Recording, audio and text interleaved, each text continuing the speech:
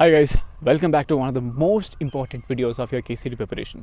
ನಾನು last year ಇದ್ರ ಬಗ್ಗೆ ವಿಡಿಯೋ ಮಾಡಿದ್ದೆ, ಯಾವ ರೀತಿ ನೀವು ಎಐನ ಯೂಸ್ ಮಾಡಿಕೊಂಡು ನಿಮ್ಮ ಪ್ರಿಪರೇಷನ್ನ 10x ಮಾಡ್ಕೊಳ್ಳೋದು ಅನ್ನೋದ್ರ ಬಗ್ಗೆ. ನೋಡಿ, ಎಐನ ನಾನು ವೀಡಿಯೋಸ್ಗಳಿಗೆ ಯೂಸ್ ಮಾಡ್ತೀನಿ ಆ್ಯಂಡ್ ನನ್ನ ಕೆಲಸ ಈಸಿ ಮಾಡ್ಕೊಳ್ಳೋದಕ್ಕೆ ಯೂಸ್ ಮಾಡ್ತೀನಿ. Why can't you guys use AI to 10x your preparation? ನೋಡಿ, AI is some powerful tool. ನನಗೆ ಎಐ ಬಗ್ಗೆ ಹೇಳೋದು ಬೇಡ, ಈಗ ಡೈರೆಕ್ಟಾಗಿ ಪಾಯಿಂಟಿಗೆ ಬಂದುಬಿಡ್ತೀನಿ. ಅದಕ್ಕಿಂತ ಮುಂಚೆ ಒಂದು ಸಣ್ಣ ಕಿವಿ ಮಾತು. ನೋಡಿ, KCET ಎಕ್ಸಾಮನ್ನು ನೀವು multiple days ಬರೋಕ್ಕಾಗೋದಿಲ್ಲ.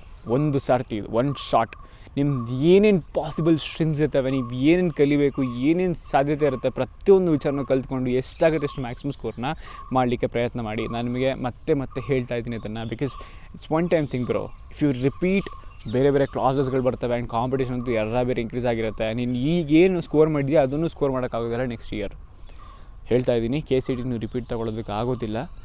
Only better way that you have right now is to prepare better, okay, and score good in your KCET examination as is. ಬನ್ನಿ ಡೈರೆಕ್ಟಾಗಿ ವೀಡಿಯೋಗೆ ಹೋಗುವ. ಅದಕ್ಕಿಂತ ಮುಂಚೆ ನೀವು ನಾನು ಸಬ್ಸ್ಕ್ರೈಬ್ ಆಗಿ ನಮ್ಮ ಇನ್ಸ್ಟಾಗ್ರಾಮ್ ಲಿಂಕ್ ನಿಮಗೆ ಡಿಸ್ಕ್ರಿಪ್ಷನ್ ಸಿಗುತ್ತೆ, ಫಾಲೋ ಮಾಡ್ಬೋದಾಗಿರುತ್ತಲ್ಲೂ ಸಹ. ಬನ್ನಿ, ಫಸ್ಟ್ ನಾನು ನಿಮಗೆ ಕಾಂಪ್ಲೆಕ್ಸಿಟಿನ ಅರ್ಥ ಮಾಡಿಸ್ತೀನಿ. ನೋಡಿ, ಲೆಟ್ಸೆ ಒಂದು ಚಾಪ್ಟರ್ ಇದೆ ನಿಮ್ಮ ಹತ್ರ, ಓಕೆ, ಅದು 20 ಪೇಜ್ ಇರೋ ಒಂದು ಚಾಪ್ಟರು. ಆ 20 ಪೇಜ್ ಇರೋ ಚಾಪ್ಟರ್ನ ನೀವು ಕುತ್ಕೊಂಡು ಓದಲಿಕ್ಕೆ, ಅರ್ಥ ಮಾಡ್ಕೊಳ್ಳೋದಕ್ಕೆ ನಿಮ್ಗೆ ಅಪ್ರಾಕ್ಸಿಮೇಟ್ಲಿ ಒಂದು ಅರ್ಧ ದಿನ ಬೇಕಾಗುತ್ತೆ. ನೀವು ಎಷ್ಟೇ ಫಾಸ್ಟ್ ಲರ್ನರ್ ಆದರೂ ಸಹ ಪ್ರತಿಯೊಂದು ವಿಷಯನ ಅರ್ಥ ಮಾಡ್ಕೋತೀನಿ ಅಂತಂದರೆ, ಆ್ಯಂಡ್ ನಿಮಗೆ ಐಡಿಯಾ ಇರೋದಿಲ್ಲ, ಓಕೆ, ಆ ಚಾಪ್ಟ್ರಲ್ಲಿ ಯಾವ್ದು ಮೋಸ್ಟ್ ವೆಯ್ಟೇಜ್ಡ್ ಟಾಪಿಕ್ ಆಗಿರುತ್ತೆ, which I can expect in KCET examination ಅಂತ ನಿಮ್ಗೆ ಐಡಿಯಾ ಇರೋದಿಲ್ಲ. ನೀವೇನು ಮಾಡ್ತೀರಿ, ಎಲ್ಲ ಓದ್ಕೊಂಡ್ಬರ್ತೀರ. ಅದಾದಮೇಲೆ ಕ್ವಶ್ಚನ್ ಪೇಪರ್ ತಗೋತೀರ, ಕ್ವಶ್ಚನ್ ಪೇಪರ್ ಹುಡುಕಬೇಕಾಗಿರುತ್ತೆ ಯಾವ್ಯಾವ ಟಾಪಿಕಿಂದ ನನಗೆ ಕ್ವಶ್ಚನ್ಗಳು ಬರ್ತವೆ ಅಂತ. ಆ್ಯಂಡ್ ಒಂದೊಂದು ಟೈಮಲ್ಲಿ ಯಾವ ಟಾಪಿಕ್ಕು ಯಾವ ಚಾಪ್ಟರ್ದು ಅಂತ ನಮಗೆ ಗೊತ್ತಾಗೋದಿಲ್ಲ ನಿಮಗೆ. ಸೊ ಈ ಒಂದು ಬ್ರಿಡ್ಜ್ ಏನಿದೆ, ಇದನ್ನು ನಾನು ಹೀಗೆ ಎಯಿಂದ ಸಾಲ್ವ್ ಮಾಡ್ಬೋದು. ಹೇಗೆ ಅಂತ ಹೇಳ್ಕೊಡ್ತೀನಿ, ಗಮನ ಕೊಟ್ಟು ಕೇಳಿಸ್ಕೊಳ್ಳಿ. ಫಸ್ಟು ಆ 20 ಪೇಜಿನ ನೋಟ್ಸನ್ನು ಎಗೆ ಪೇಸ್ಟ್ ಮಾಡ್ತೀರಾ. PDF ಆದರೂ ಮಾಡಿ, ಏನಾದರೂ ಮಾಡಿ, ನಿಮ್ಮ ಹತ್ರ ನೋಟ್ಸನ್ನು ಸ್ಕ್ರೀನ್ಶಾಟ್ ತೆಗೆದಾರು ಸರಿ, ಒಂದು PDF ಮಾಡಿಬಿಟ್ಟು ಅದನ್ನು ಎಗೆ ಪೇಸ್ಟ್ ಮಾಡ್ತೀರಾ.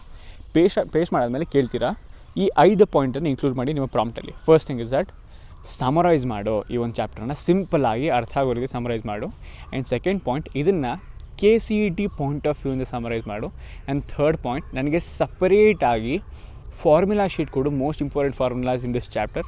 And fourth point, KCET level MCQs generate ಮಾಡು, ಒಂದು 20 ಅಥವಾ ನಿಮ್ಗೆ ಎಷ್ಟು ಬೇಕಷ್ಟು. ಆ್ಯಂಡ್ ಫಿಫ್ತ್ ಪಾಯಿಂಟ್, ಈ ಎಲ್ಲ ಕ್ವೆಶ್ಚನನ್ನು ಸಾಲ್ವ್ ಮಾಡಲಿಕ್ಕೆ ಏನಾದರೂ ಶಾರ್ಟ್ಕಟ್ ಟ್ರಿಕ್ಸ್ಗಳಿದ್ರೆ, 30 ಸೆಕೆಂಡ್ ಶಾರ್ಟ್ಕಟ್ ಟ್ರಿಕ್ಸು, ಅದೆಲ್ಲ ಅದನ್ನು ಲಿಸ್ಟ್ ಮಾಡು ಅಂತ ಹೇಳಿದ್ರೆ, ಈ 5 ಪ್ರಾಂಪ್ಟ್, ಈ ಐದು ಟಾಪಿಕ್ಸ್ಗಳು ನಿಮ್ಮ ಪ್ರಾಂಪ್ಟಲ್ಲಿ ಇರಬೇಕು. ಇದಿದ್ದರೆ ನಿಮಗೊಂದು ಡೀಟೇಲ್ಡ್ 1 or 2 ಪೇಜ್ ಇರತಕ್ಕಂಥ PDF ಜನರೇಟ್ ಆಗುತ್ತೆ, ಸಮರೈಸ್ PDF. ಸೊ ಅದರಿಂದ ಏನು ಮಾಡಿದ್ರೆ, ನೀವು ಫಸ್ಟ್ ಪೀಸ್ ಏನೋ ನೀವು ಓದೋದು ಏನಿತ್ತು ಟೈಮು, ಅದು ಆಲ್ಮೋಸ್ಟ್ ಒಂದು ಲೆಟ್ಸೆ ಅವರ್ಸಲ್ಲಿ ಓದ್ತಿದ್ರೆ ಅದನ್ನು ನಿಮಗೆ ಮಿನಿಟ್ಸಿಗೆ ತೊಗೊಂಡ್ಬಿಡುತ್ತೆ. ಲೆಟ್ಸೆ ನೀವು 2 to 3 hours ಸ್ಪೆಂಡ್ ಮಾಡ್ತಿದ್ದು ಅಂದ್ಕೊಳ್ಳಿ, 40 minutes ತೊಗೊಂಡ್ಬಿಡುತ್ತೆ. Because you have 1 or 2 pages to revise, because it has all the summaries. ನೀವು ಪಾಠ ಕೇಳಿದ್ದೀರಾ ಮಾರ್ರೆ, ಪಾಠ ಕ್ಲಾಸಲ್ಲಿ ಕೂತ್ಕೊಂಡು ಕೇಳಿದ್ದೀರಾ, you just have to revise them. ನೋಡಿ, ಮೋರ್ ಸ್ಟಡಿ ಮೋರ್ ಮಾರ್ಕ್ಸ್ ಹಳೆ ಕತೆ. Revise what you know in a proper order and focus on what you have to focus rather than studying everything.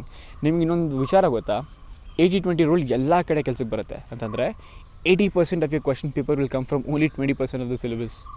Okay, ಆ 20% of the ಸಿಲೆಬಸನ್ನು identify ಮಾಡಲಿಕ್ಕೆ gap ಅಥವಾ ಬ್ರಿಡ್ಜೇ this AI.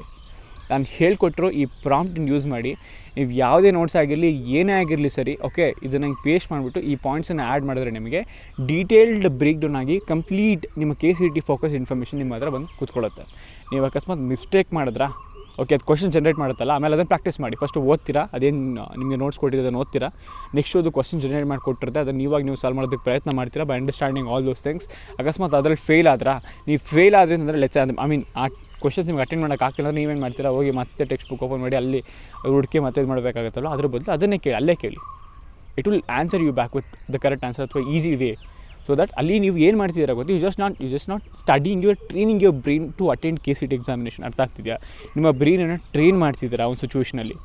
This is how you efficiently use AI for your preparation. Trust me when I say this will improve your preparation by 10x.